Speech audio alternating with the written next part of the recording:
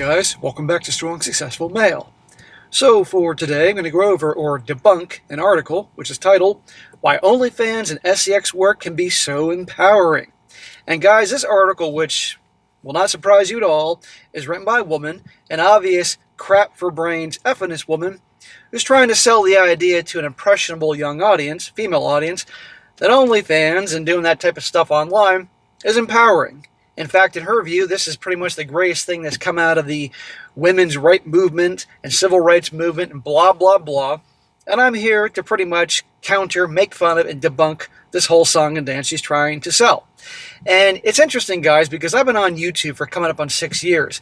And articles like this, for many of you that have been with me since the beginning, happened all the time back in the day. But they've reduced. There's fewer and fewer of them now because I think a lot of these idiots are realizing, well, maybe that isn't a good idea.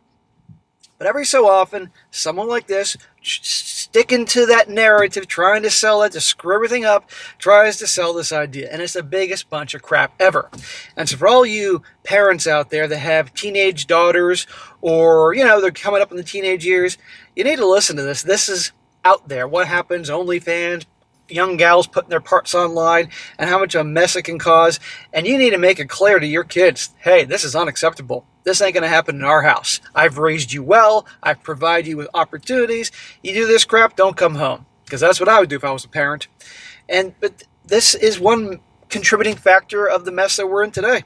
And all these gals, you post one picture online, it's there forever. And it isn't going to just screw things up in the short term. It's going to screw things up long term on multiple areas. And the same gals will be crying, so they read articles like this, and it's not their fault.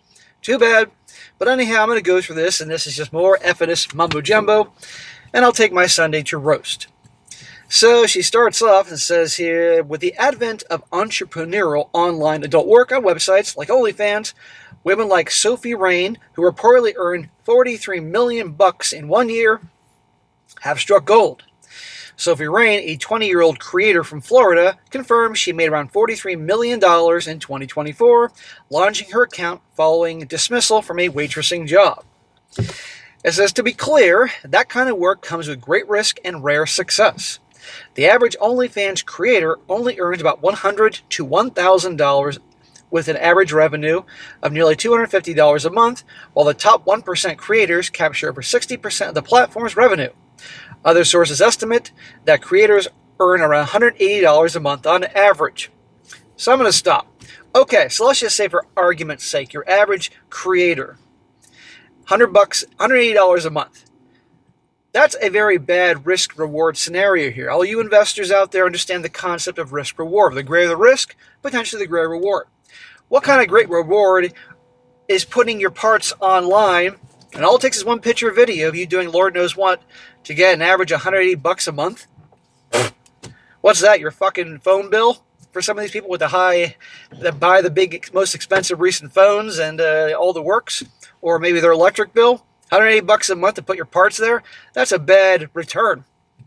If they got $1,000 a month, okay, that's nice bonus money, but what's the cost for that? Your parts online doing Lord knows what, disgracing your family. No guy wants to have a girl that does this as their girlfriend or wife one day, and yet this is being sold. But of course, stupid young people think, I could be the next chick that makes $43 million. I don't know how Miss $43 million did that. She must have the best looking rack ever. I don't know. I'm not going to look her up and give her attention, but who knows? She goes on, that's a stark income disparity. Further, no matter their income bracket, all creators face the same scary risk. Harassment, stalking, cyberbullying, mental health strain, platform dependence, burnout, shadow banning, and content leakage. In addition to these dangers, there's also the risk of future job discrimination. Discrimination, if a business doesn't want to hire you because you are engaging in these activities, damaging their brand, damaging their reputation, that isn't discrimination. A business has a right to make that choice. Or what if it's a teaching position? They don't want their teachers doing that with their influencing young minds. But yes, there are dangers. She says, however, job discrimination against lawful adult work experience is irrational as it's irrelevant to a person's ability to excel and contribute to other fields. Further, that discrimination violates moral principles on which free, democratic nations are based on mediocrity, equal opportunity, freedom of association, and lawful economic prosperity. I think I can speak for all you guys when I say what a steaming pile of crap she's just saying there. Crap coming out from her mouth. Get the fuck out of here. Job discrimination, lawful adult work experience, blah, blah, blah. No, it's crap. It's always been let's just say SEX work has always been used since the beginning of time, the world's oldest profession, but it's not something you strive for. That's not something that, a parent brags about, oh, my daughter's a stripper, my daughter's on the pole. No. Have some situations arise where out of desperation, no other options, yeah, but in nowadays, particularly when this are young gals that come from good families and make decent money, they have opportunity to go to school, and they're still doing this, come on here. But from her point of view, it's empowering. Moreover, many use OnlyFans earnings to supplement their income to own a home, pay off student debt, and build other dreams, especially at a time when many young people can't afford to buy homes and delay childbearing due to financial strain. Employers should be more compassionate and neutral towards lawful adult work history and supplemental income streams. Newsflash, lady, you can make a buck in other ways. And Gen Z, the young people, although, yes, right now, they have some struggles. Buying a house is very expensive, and there's other challenges out there. This isn't the first time in the last 100 years that a generation has had troubles economically. You think people were having a jolly old time during the fucking 1930s of the Great Depression or the 1970s of the high inflation, amongst many other recessions and problems throughout the last 100 years or so? Of course, people struggle, but they found a way. They may not have gotten what they wanted right away, but eventually they did, made sacrifices, worked smart and hard, all that. They didn't just blame everybody else but themselves or done this type of crap and justify it. Come on here. To be clear, it's the public's widespread lack of moral support for those in this misunderstood profession that is its greatest evil, not the actual work involved. Really? The so-called misunderstanding is great evil, really, honey? Someone wrote an article asking why undressing for rich men is a girl's best career option, which I think is a demeaning question rooted in job shaming. If posting racy content or even having SEX is another person's best career opportunity, who cares, and why is that your business? Well, I explain why it's the business because it's causing a negative ripple effect across the world here. As again, I've called it something more 2.0. And since these gals likely statistically aren't going to make much money off this, then there you go. And newsflash, no guy wants to be involved with or marry a woman like this. Because at any time, somebody can look up and be like, is that your wife? Or to the young kids, is that your mom? No, that's not good wife material. That's not girlfriend material. That's not mother material. But people like this don't understand that. They think that men should just accept that. People like this say that you guys out there, you should accept that if your wife wants to show her parts and do these things online, or your daughter should. You should cheer your wife on because she's being empowered. You should cheer your daughter on because it's empowering. No, you should be kicking your daughter and wife out if they pull this shit. That question feels like a moral judgment against another person for whatever service they can and want to offer. The moral failure with SEX work is not that a person is earning money via performing legal adult work, and that's their best opportunity. The moral failure instead is society's lack of respect and moral support for those who contribute to this field to provide a legal, honest, valuable service which others buy and enjoy. Society has not respected this ever, and so maybe after thousands and thousands of years of human history, maybe this is something that, they kind of had things right since the beginning. I don't know, call me crazy. Additionally, modern ethical standards finally allow women to have a choice in how they spend their time, use their bodies, and make a living. Performing legal work and posting racy content online is an extension of that triumph. Really? Triumph? Not just a step back. Job shaming those who offer this kind of service is simply ideological discrimination, as most people pursue their best economic opportunity in life, regardless of wherever that is. I think this woman got a book out with lots of big words, and she's making sure she can put in all these big words in here, like, okay, let me throw in discrimination, ideological discrimination.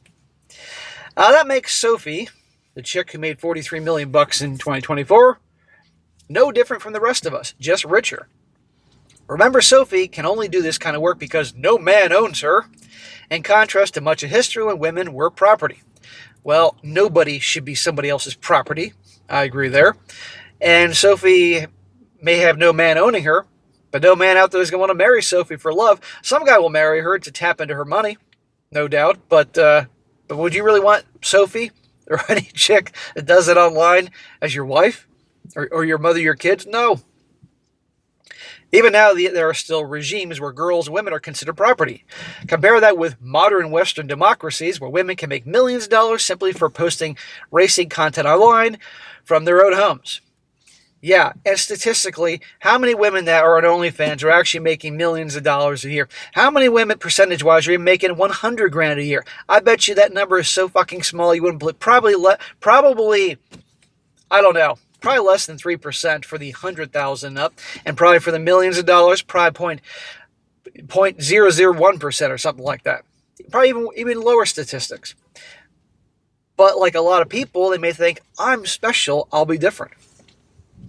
Personally, I would argue that such a feat is actually one of the greatest accomplishments of the women's rights movement. Really? This is the greatest rights of the women's rights movement? I think they would probably beg to differ, some of those original women. Lastly, the online digital adult content space is much like stand-up comedy. No, you're stand-up comedy because I'm laughing at you, lady.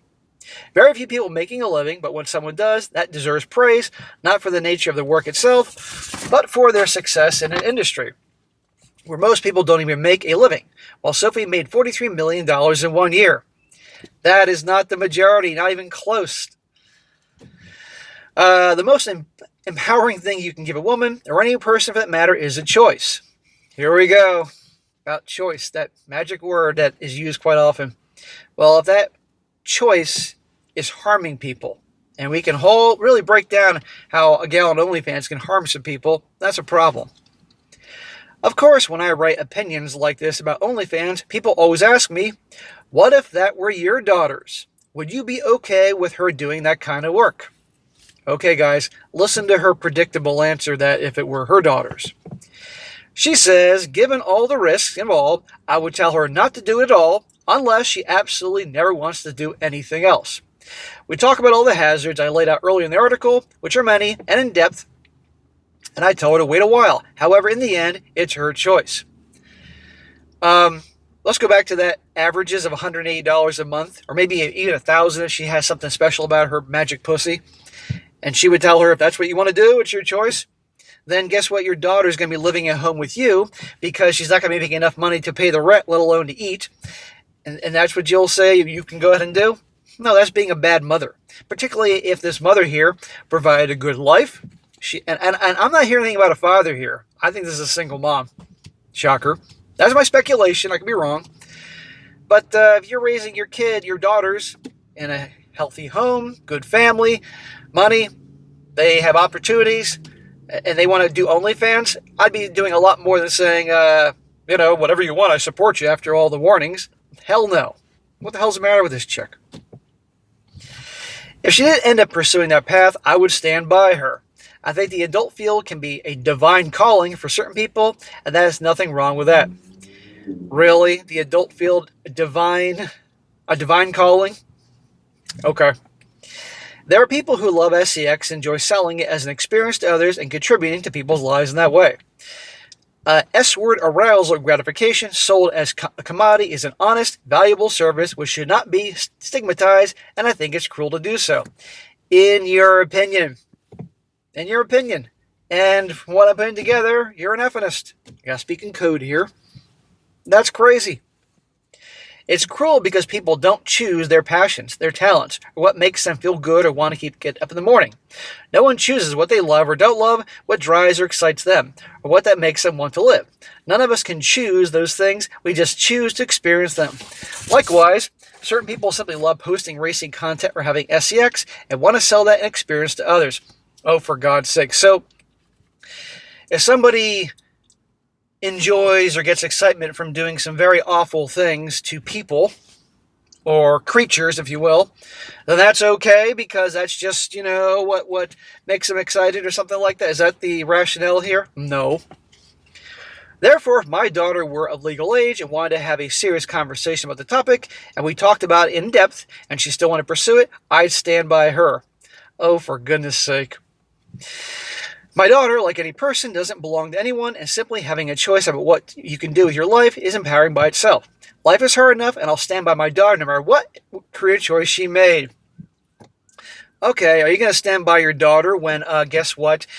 No guy wants to marry her one day and she's crying and says, I got to live at home? Are you going to stand by your daughter with this decision when she statistically is not going to make much money off this choice in this hypothetical situation and has to live with you because she can't pay the bills and can't get a job someplace else because she was exposed for this? You might want to think about these things while you're being so high and mighty, standing by your daughter no matter what. You should be encouraging your daughter not to do this if you have a good living, given all the things, and given the very, very bad risk-reward scenario here for posting said content online. But guys, there are lots of people that think like her. The most empowering thing you can give a woman, or any person for that matter, is choice, whether it's a law firm, a dental practice, an OnlyFans account. Really, you're going to put becoming an attorney, becoming a dentist, a doctor, and OnlyFans all in the same category? Additionally, for the first time in modern history, on a wide scale, women have the power to decide how to use their bodies and time. That choice alone, rather than what women choose to do with it, is one of the greatest achievements of the women's lib movement. Lib. Well, guess what? But if she is a girlfriend of somebody, a wife of somebody, a mother, then no, she doesn't have that choice, because that choice affects other people.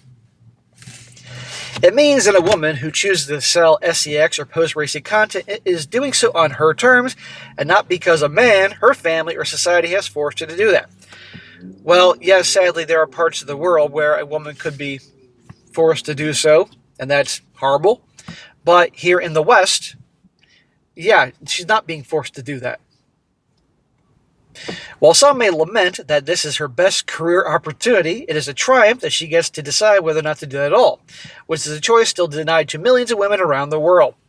Oh yes, let's have millions around the world all of a sudden stop what they're doing and get on OnlyFans. Here's the reason why certain women made a ton of money in OnlyFans, because initially when OnlyFans started, obviously it was a lot smaller. 2020 came. A lot of women at home, nothing to do. Some started doing that. Some had early success because there was less competition. But as more and more women started doing that, young women, some obviously had something about them and what they did that struck gold. But the more competitors you have, the less likely you're going to make money. So if all the women around the world united and held hands and burned their bras and went on to OnlyFans, guess what? They would be making less than $180 a month on average because there's so many out there and only so many guys paying for said work. She says, evidence from studies and surveys. Okay, now we're going to get some so-called evidence here. Several peer-reviewed studies and large-scale surveys have documented high levels of job satisfaction among SEX workers, often comparable to or exceeding those in other professions. For instance, now she's going to list a lot of this so-called surveys and research, which something tells me she was, as in anybody that does an article like this, was careful to pick and choose research that backed up their own conclusions and viewpoints. But I'll read it anyway. Number one, a 2011 study of female sex workers in licensed brothels in Victoria, Australia, found their job satisfaction levels and standards of living were on par with women in the general Australian population. Most reported positive satisfaction, with factors like autonomy and earnings contributing to this. Well, last time I checked, Australia, from what I've been told from the bros down under, is a very feminist-friendly country. So this doesn't surprise me at all. But again, this research, what she chose here, this thing she said, was carefully picked and chosen for this article to back her own conclusions. Number two, in a UK survey, 91% of sex workers describe their work as flexible. Interesting choice of words. 66% is fun, and over half is rewarding. Really? And who funds a lot of this research? 3, a national survey in Canada, another feminist country, revealed that most sex workers were satisfied with their jobs, with 82% feeling appropriately paid and 68% reporting good job security. They did not see themselves as victims. Good job security and appropriately paid. Okay, well, I'm going to guess they're probably ranging from late teenage legal adults to probably mostly 20s, if not 30s. How many are going to have good job security doing this when they're 50 fucking years old? Really? Don't get me wrong, there is a market for cougar content and stuff like that, but primarily it's the late teens and 20s that gets all the attention. Number 4, research on quality of life among SEX workers in Brazil show that many view their work positively, associating it with financial independence, material gains, and personal fulfillment. Personal fulfillment. I know a lot of Brazilians down here, and I'm going to ask them when next time I see some of my friends who are Brazilian what they think of that, and I'm sure I'm going to get a very different response, particularly the ones that have daughters. 5. Broader analysis, such as one from Open Society Foundations, note that while motivations differ, some SCX workers explicitly enjoy the work, finding it rewarding, fun, or aligned with their aspirations. I mean, how many of them were high doing this? 6. Another study on relative job quality highlighted how SCX work can offer better socioeconomic opportunities and even romantic prospects compared to other options. Romantic prospects? Is she trying to say that, this line of work, a gal can find her future husband? This isn't fucking Pretty Woman. That was a fucking movie. She wraps up saying, these themes are echoed in personal accounts. One SEX worker credits the industry with improving her mental health through flexibility, again back to the flexibility, and support from fans, while another sees it as a way to live genuinely and explore sexuality without regret. Interviews also feature works like Angel, who states, I love sex, I like to make money after 15 years in the field. There you go, guys. Another last-ditch effort to try to sell this bullcrap out there. And while one could say, well, SSM, live and let live. Okay, fine. But the problem is how this is damaging on multiple fronts, to families, to relationships, to future relationships. Because darn well a lot of these girls are going to do this. And even let's just say future employers decide to just be like, whatever. Who cares? She did OnlyFans. Well, relationship-wise, no guy wants to marry a gal, let alone have her as his girlfriend, but marry her and have children with her who did that line of work. Because guess what? Us guys are allowed to have standards too. Because darn well the girls have standards. Do you really want your wife out there that your friends or coworkers discovers? No, you want her for you. Now, obviously, she's going to at least have some people that she's had relations with before you, but you get the point. But out there online for everybody to see, no, you don't want that. And therefore, you're going to have a whole population of gals who started this crap around 2020, complaining and whining online. It's going to happen that no guy wants to marry me. I can't get a date. I can't get a relationship, blah, blah, blah. And they're going to cry, and eventually some will actually say they made a mistake. But right now, you got people like this pushing it. This is not empowerment. This is ridiculous. From the beginning of time, this work has gone on. Not OnlyFans, but the other stuff. And it's not like something that anybody's ever bragged about or wanted to have their son marry. Or you get the point. No. End of story. And yes, it's used and all that. But if you come from a good family, or you have a good family, really, do you want your daughters doing that? I think not. These are options that people on the more desperate side do. I can get it if anybody's in a desperate situation in some third world country. That is sad that it comes to that, but let's be honest here. Or in other situations. But if you have a family that is functional, is somewhat normal, caring, and they're comfortable, and they can help provide their daughters to have a good life, and they're doing this regardless of that, it's a disgrace.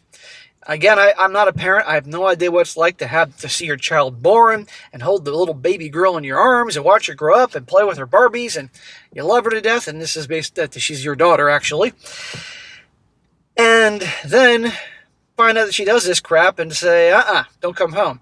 I know myself, and I would raise daughters right, because in a parallel universe, somebody up there would have a sense of humor and make me have daughters, because that would happen, of course. And I'd raise them right on multiple fronts, but make it clear early on that this crap is unacceptable. And any daughter of mine would be repulsed by shit like this. But even after raising the daughter right on multiple fronts, giving opportunities to do stuff in life, I found out that said daughter was twisting around the pole on the weekends when she's supposed to be doing something else or whatever, or taking pictures online. Get the fuck out. And she'd know it. So that would never happen. And I urge all you guys out there that have daughters yourself, or maybe you're young, you're starting off in your marriage, because I know I got married people watching me, and you have a daughter one day, I'd make it clear. This ain't going to happen, because otherwise, it's going to be more widespread. And also making it clear that you have a girlfriend or a fiance or a wife, and she's thinking about this type of thing. Unacceptable. That is grounds for divorce, because I've covered stories, articles, stories guys have written in about finding out that their wife did this crap. Or I once did this multi-part series where his grandfather wrote in a few years ago. Maybe you guys remember that. His daughter, who was in, I don't know, she was either a teacher or somebody in the school system. She was doing that, got busted, ruined the lives of their kids, the whole big mess. So this isn't just about just one individual doing this and being empowered. This has a ripple effect across society, from the family unit to everything else. So this is not a good idea. So guys, this crap is still out there. I had to point this out. I have to roast her. And hopefully this will be less and less. But Sodom and Gomorrah 2.0, that's all I can say. All right, guys, that's it for today. Be sure to comment down below. Let me know what you think about this. Guys, if you have any of you guys out there watching this right now are married, have kids, have daughters, do you have conversations about this stuff? I had this conversation a couple weeks ago out with friends who have teenagers. They had no idea what OnlyFans were. And one of them has a teenage daughter who's like 16. I'm like, well, you better understand what OnlyFans is. I guarantee you she knows what it is. I'm not saying she's on it, but I bet you she probably knows somebody on it. Parents need to know about this stuff. Spread the word. And be sure to like the video, share with your friends, and subscribe. I'll catch you next time.